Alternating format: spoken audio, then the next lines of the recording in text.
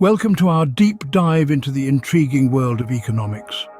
Today we're exploring the insights of a renowned financial commentator and author, Jim Rickards. Known for his expertise in predicting economic cycles and trends, Rickards provides a unique perspective on the global economy. In this video, we'll delve into some of Rickards' most fascinating topics: the looming collapse, the dynamics of inflation and deflation, and the intricacies of monetary policy. So grab a cup of coffee, sit back and stay tuned as we unravel the looming collapse, a tale of inflation and deflation through the lens of Jim Rickards. The last scenario is collapse, which I actually think is the most likely through a combination of wishful thinking, denial, delay. We'll probably just blunder into a collapse, at which point the response would take the form of executive orders and, if there's social unrest, probably some kind of neo-fascism. The way to understand it, we have inflation and deflation going on at the same time. Two opposite ideas happening at the same time. The deflation is natural. It's what happens in a depression because of deleveraging. So what's deleveraging? Well, I have to sell assets to pay off debt. When I sell assets, it tends to depress the price. I pay off the debt, the prices are going down, so now I have to sell more assets to pay off more debt, etc. And you get into a debt deflation cycle until you've liquidated everything and prices hit bottom. The cycle starts to turn. It can go a very long way. Irving Fisher wrote about this in the 1920s, a debt deflation cycle, a theory of the Great Depression. But opposing that, we have inflation coming from policy. What's actually going on is we have sort of a notional 5% deflation and a notional 5% inflation, the deflation from deleveraging, the inflation from policy, and they're pushing against each other and cancelling each other out. But it's not stable. You've got these two forces, and one of them is going to prevail. That's going to snap, and it could snap either way. It could go into much more rapid inflation or much more serious deflation.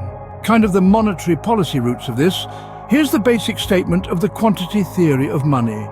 Now, you all learned this in your first week of macroeconomics, but the equation is MV equals PQ. M is your money supply, V is the velocity, the turnover of money.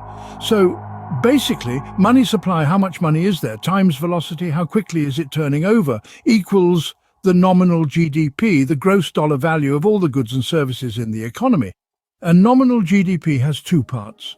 Q is the real part, and P is the price index, so inflation or deflation. But this is psychological. They have to basically lie to you. They have to engage in propaganda to bend the velocity curve to make you want to spend more money than you're actually doing right now, so that they can get the nominal growth they need to pay off the debt. So how do you bend the velocity curve? What is the policy here? And as I mentioned, it's an exercise in propaganda. Two ways to do it, two tools. The first is negative real rates. Negative real rates are when inflation is higher than the nominal rate. That's good because if you're a borrower in that world, you actually pay the bank back in cheaper dollars. That's better than zero interest. That's the bank paying you to be a borrower. So ideally, the Fed would say we'll have 2% on the 10-year note and 3% inflation. Negative real rates of 1%. That's a very powerful inducement to go out and borrow. Inflation. It's a term that's thrown around a lot, especially in the context of the economy. But what does it really mean? And how does it affect you and me? Before we dive into the deeper concepts of inflation, if you find this video valuable, please like, share, and subscribe. It's a simple way to support our work, and it helps us to keep creating content like this. Now let's start by understanding the basic concept of inflation. It's the rate at which the general level of prices for goods and services is rising, and subsequently purchasing power is falling. Central banks attempt to limit inflation and avoid deflation in order to keep the economy running smoothly. But is it always as smooth as it sounds? Let's explore that in the next scene. Next. The other thing they want to do is deliver an inflationary shock. If I promise you 2% and I deliver 2%, there's no change in behavior. I've exactly met your expectations, so there's no reason for you to change your behavior. What I have to do is lie to you. I have to tell you 2% and deliver 3%. That's a shock. Now you're like, oh gee, inflation's out of control, better go buy a house, buy a car, buy a refrigerator, do whatever. So 3% inflation with 2% or 2.5% on the 10-year note is a negative interest rate, which is a powerful inducement to borrow. And it's also an inflation shock, which is a powerful inducement to spend.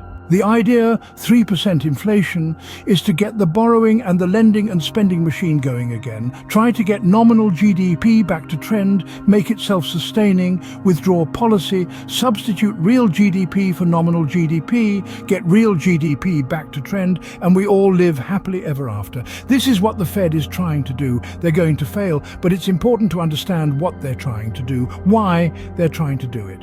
When you see them failing, it's very easy to forecast monetary policy because they're just going to do more of it until they get what they want. Why do they have to get this? Well, why do they have to have inflation? What's wrong with a little deflation? Well, here's what's wrong with it. This is actually the Fed's worst nightmare. In economic theory, inflation and deflation, prices are going up, prices are going down. So what? You get a raise, or you don't get a raise, or you get a little benefit. There are winners and losers. It would seem like a normal economic process, but the government's view of inflation and deflation is asymmetric. They have to have inflation. They cannot have deflation. They can't tax it. So, imagine you make $100,000 a year, and your boss gives you a $10,000 raise, and prices are constant. Okay, so you just had a $110,000 increase in your real standard of living. You got $10,000 more, and prices are the same. Except what happens? Well, the government comes along, takes half. They take $5,000, and you get the other $5,000. But imagine an opposite case. You're making $100,000 a year. You don't get a raise, but prices drop 10%. Well, you had the same $10,000 increase in your standard of living.